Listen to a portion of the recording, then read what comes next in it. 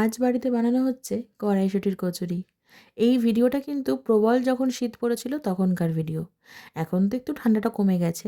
তো তখন দিদা আমাদের বাড়িতে ছিল। তাই আমি মাকে বললাম, মা, দিদা বাড়িতে থাকতে থাকতে একদিন কিন্তু কড়াইশুঁটির কচুরি করে খাওয়াবেই। আমাদের আগে কিন্তু কড়াইশুঁটির কচুরি ২-৩ বার হয়ে গেছে এই শীতে। কারণ আমরা সকলে ভালোবাসি, পরিবারের সকলে ভালো খাই। দিদাকে খাওয়ানোর কথা বললাম ঠিকই, তবে কিন্তু আমাদের এটাও মাথায় রাখতে হয়েছিল আমার দিদার রিসেন্টলি একটা ভাইটাল অপারেশন হয়েছে।